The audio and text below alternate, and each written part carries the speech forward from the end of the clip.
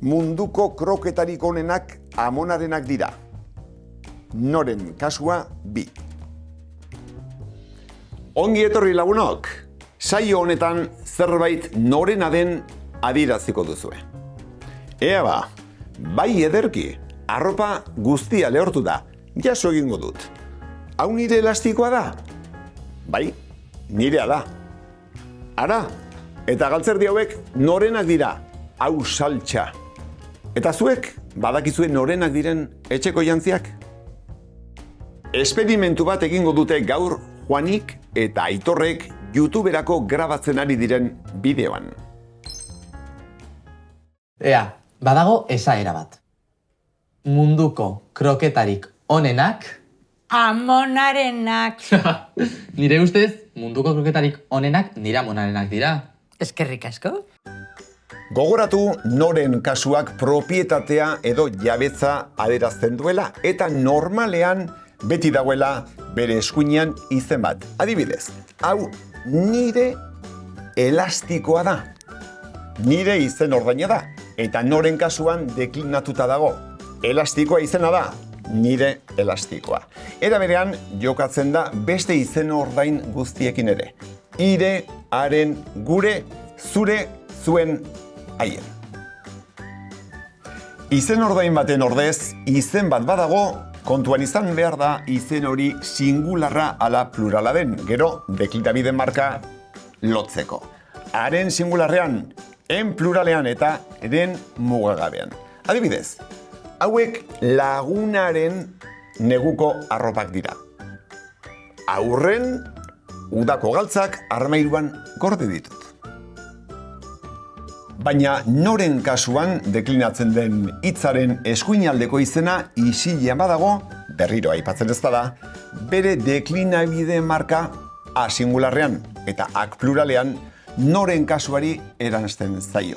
Adibidez, bai, nirea da, bai, nire elastikoa da. Txano horiek gureak dira, horiek gure txanoak dira. Orduan, zerbaiten jabetzaz galdetzeko eta erantzuteko bi modu ditugu. Galderan dagoen izena errepikatzen badugu, noren kroketak dira onenak, amonaren kroketak dira onenak. Galderan dagoen izena errepikatzen ez badugu, edo isilean badago, norenak dira kroketarik onenak, amonarenak dira onenak. Lagundu utxuneak betetzen noren kasua erabiliz. Hau, nire elastikoa da. Hauek, gure neguko arropak dira. Haiek,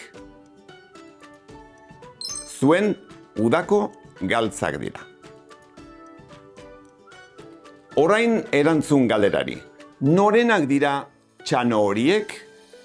Txano horiek gureak dira. Erantzun hitz bakar batean. Norenak dira kroketarik onenak? Amona erenak. Noren ideia izan da bideoa grabatzea? Aitorrena.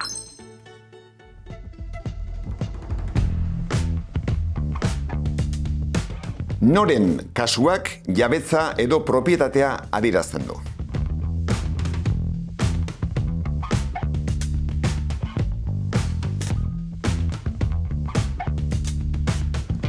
Noren kasuan deklinatzen den hitzaren eskuinuko izena isilean.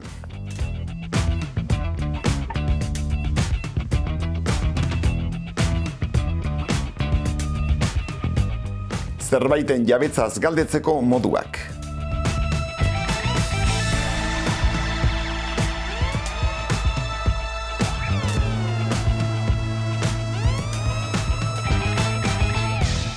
Segi aurrera eta laizter arte.